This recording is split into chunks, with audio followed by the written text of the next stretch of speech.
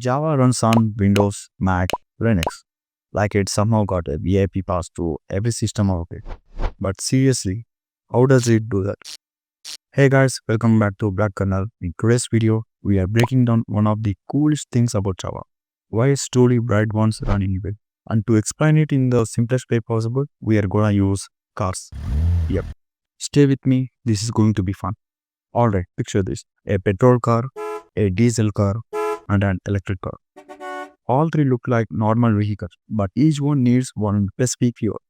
You can't pour diesel into a petrol car. You can't charge a petrol car. And similarly, electric cars don't drink petrol. The fuel is different, the engines are different, but what's interesting is they can all drive on the same road and reach the exact same destination. So the mission is the same. The only difference is the fuel and the engine. Now let's map the two computers. Petrol, diesel and electric cars. Think of them as Windows, Mac and Linux. Fuel, that's the mission code. The engine inside the car, that's like the runtime of each operating system. And the road, that's the platform your program runs on. Just like you can't pour petrol into a Tesla, you can't take Windows mission code and expect it to run on your Linux. Each OS has its own fuel type, its own mission code language. And this is why C++ or native programs need separate builds for Windows, Mac, and Linux. Now imagine this. Someone invents a universal engine that directly fits into petrol cars, diesel cars, and electric cars.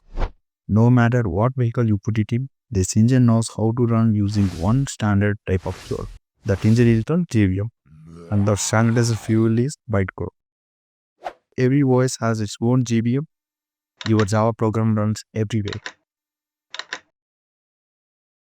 Here is how it works behind the scenes. Java C, it converts your Java file into bytecode. This is where your code becomes the standardized fuel. JVM Interpreter.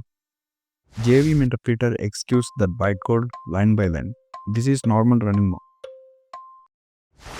Just-in-time compiler. Just-in-time compiler takes parts that run often and converts them into super fast machine code. This is like your car's turbo boost. Garbage collector. It removes useless memory in the background. It's like having a mechanic cleaning the engine while you are driving. All of this happens silently inside JVM. So here is the whole concept in one shot. Different OS equal to different cars. Machine code equal to different fuels. JVM is universal engine. Bytecode is a standardized fuel. Put everything together now, and that's why Java is right ones run anyway. If this made JVM super easy for you, hit that like button, subscribe to Black Kernel.